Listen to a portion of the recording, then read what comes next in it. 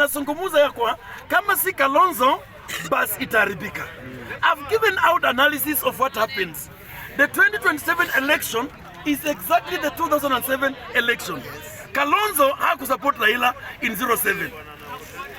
The Bukusu vote in Bungoma never support Raila kwa sababu walikuwa chini ya Mskari Kombo pamoja na Trans Nzoia. Wakasupport Kibaki. Kibaki the whole Mount Kenya region yote alimsupport. Lakini nauliza hapa nani aliwin 07 election? The truth are facts ya kuwa Raila won the 2007 election. So the same 2007 election is a repeat of 2027. Yes. Number one, am I saying this? Mudavadi akona wapi? Akona Ruto, ule alikuwa katika Pentagon. Joe anasimamia mambo ya Balala katika Pentagon. Kindiki anakuja anasimamia mambo ya nini? Ya Joe Nyaka mwenye alikuwa anatoka Mount Kenya, Pentagon. Ruto mwenye alikuwa hapo ako ndani ya Pentagon. Raila na Nyanza vote yote inasema nani? Ruto. Now starting with Ruto, fact is ya kuwa Ruto already has the Kamatusa votes, which is about 4 million. With the 4 million votes, akuja ongeze kura za Nyanza, which is about 2 million. 2 million plus 4 million, that makes it to 6 million. Now tunarudi nakupa facts ndio nimalize. Tunakuja katika Coast Region. Coast Region unakuja unapata hivi, the whole of Coast Region ukianzia Taita Taveta, and I want to count. Ukianzia Taita Taveta, enda Kwale, go to Mombasa, go to Kilifi, Lamu, Tana River. Niambie representative wa United Opposition ni nani? Hakuna. Lakini representative wa Ruto ni kina nani? Kina Joe, kuna huyo anaitwa nani? Ule nani? Ule speaker of the Senate. Kingi. Wote wako pamoja, Kingi yako hapo ndani. Meaning that the 1.8 million votes ile ya Coast Region inaenda na Ruto. Now take 6 million plus the 1.8 makes it to 7.8 million. The whole of Northeastern region, the Somali vote is solely behind Ruto. That is 1 million votes. Now take say 7.8 plus 1 million, that's 8.8 million. Now you are dealing with Ruto, who is a magician, especially when looking for votes.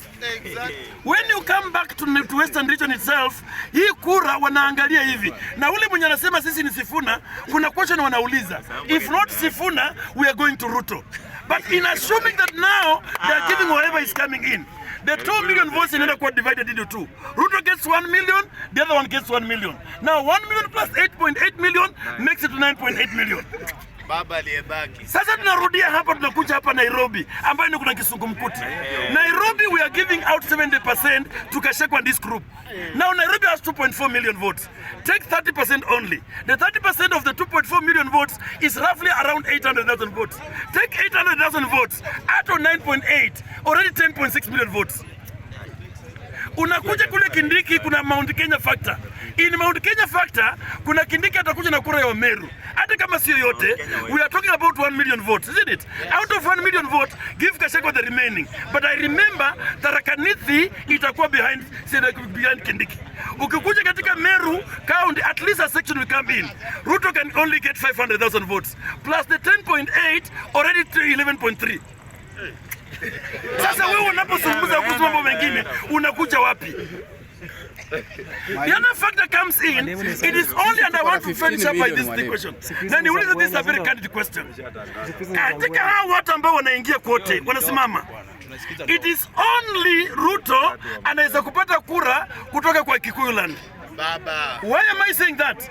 In an event Gachagua contests, Ruto will still get votes from where? Mount Kenya. I can give you the question. When you look at what happened in Olkalau, Ruto got 5,000 votes. In Mount Kenya alone, we have 60 constituencies. Assuming that 5,000 votes were voting for Ruto. 5,000 times 600 votes, that is 300,000 votes. Now, when you take 300 votes plus Ilya Kidiki, which is about 500, Ruto is coming with about 800,000 votes. With 800,000 votes, we are there at 12 million. Still Sifuna is around 7 million. Where are you heading to? So therefore the condition that I'm going to finish up, na ndako nimalize hivi, condition ambayo nasungumuza hivi, rule number 1, what they're supposed to do. Question number 1, we are clearing this.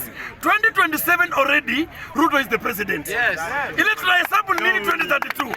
And in 2027 already, Ruto has has already finished the game. Exactly. So hesabu ya watu united opposition, they should not be thinking of 2027. That is a dream. 2030. Kwa sababu kitu ya kwanza, ukiuliza wale opposition, who is the preferred candidate? No one has an answer. Hawana candidate. Wapate candidate wamalize watafute number 2. Condition will be, if you are giving Sifuna number 1, number 2 must come from Mount Kenya. Where is the Kamba vote? If you are giving Matiang'i number 1, Kalonzo must be number 2. Where is the Luhya vote? And that is why I'm saying, narudia nikimaliza, for those ones who are a united opposition, join me to support 2 term.